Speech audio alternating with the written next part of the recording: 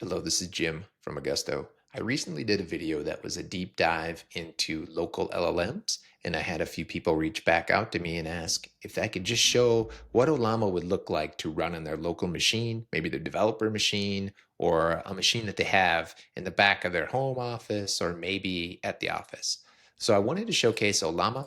It's a great tool. You can download it. There's downloads for Mac OS, Linux, and Windows.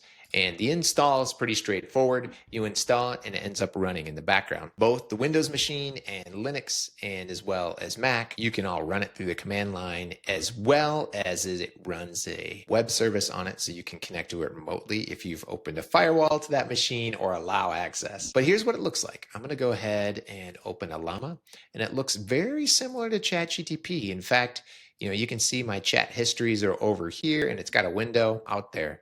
But let's go ahead and just do a new chat and let's talk about what I'm getting here. Running this locally right now, it has different models installed.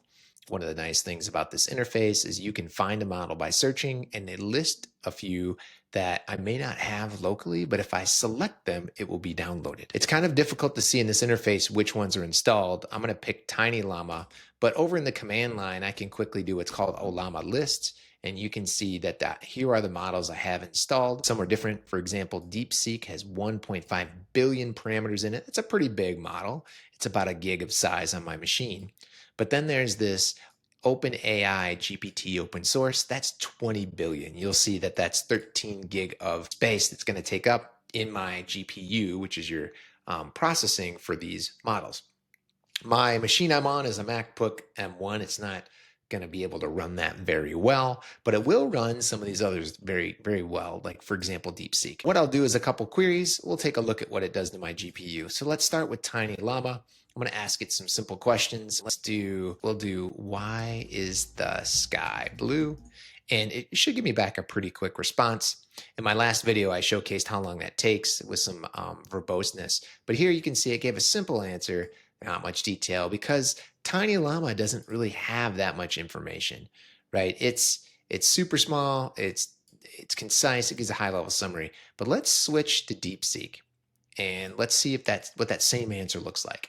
DeepSeek has more knowledge, it's a larger model, it does more thinking. So why is the sky blue? And now a couple things, you can see the GPU is running previously. Right here it's doing thinking, right? There's a lot of lookup and information that's being done processing my question, and then I get pretty much a more complete answer, probably more depth inside of that answer, and it gives me a summary, right? So these two different models are giving me two different types of answers. One thing we can look at is when you run Ollama, I'm able to fit DeepSeek and Tiny Llama both into the memory on my GPU. So it's showing it's using 100% of my GPU when it's processing, meaning that it has the capacity for 100%. If I were to run the version of OpenAI, it would definitely consume all of my GPU as well as some of my system memory as well. Other things we can look at is in the interface, you don't really get to see much more about this. Let's go back to DeepSeek and let's do let's do a different question. All right, I'm going to ask a question, a little more detail. Who was the 21st president and who was in his cabinet? All right, let's let it run. It's doing some thinking. It's digging back the 21st. It's looking at names, talks about dates. So it's doing some detailed information. You can see over here, my GPU is starting to rise. Again, I have the two models actually still running. And it came back, it said, thought for 9 seconds. It said the 21st president was John Adams, served until 1801, and his cabinet included himself and others of the time. Pretty interesting that it didn't actually pull out those people. If we maybe used a larger model, it could have done that. Again, this model is limited to the knowledge that's been embedded into it.